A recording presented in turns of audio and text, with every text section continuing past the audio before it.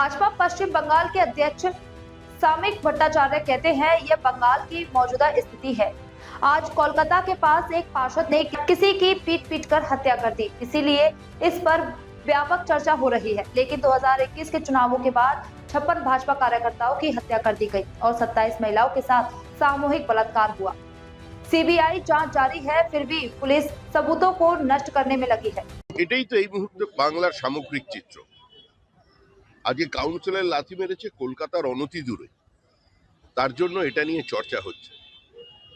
কিন্তু 2021-এর নির্বাচনের পর 27 দিনে 56 জন বিজেপি কর্মীকে খুন করা হলো, 27 জন মহিলা গণধর্ষিতা হলেন।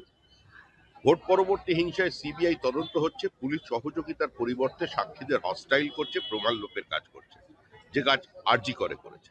বকটুইতে সংখ্যালঘু মহিলা শিশুদের জীবন্ত পুড়িয়ে মারা হলো, অনতি দূরে দাঁড়িয়ে পুলিশ আনন্দ করছে, কোনো জায়গায় হয়তো চা চক্রে বা অন্য কোনো চক্রে ব্যস্ত ছিল। সর্বত্রই তো এই জিনিস চলছে। বহু জায়গায় পিটিয়ে খুন করা হয়েছে, ভোটের পরে সিপিআইএম এর এক দম্পতিকে জীবন্ত পুড়িয়ে মেরে ফেলা হয়েছে, কোনো প্রতিবাদ নেই। এরপরেও যদি এই সরকারটা এখানে থাকে তাহলে তার দায় কে নেবে?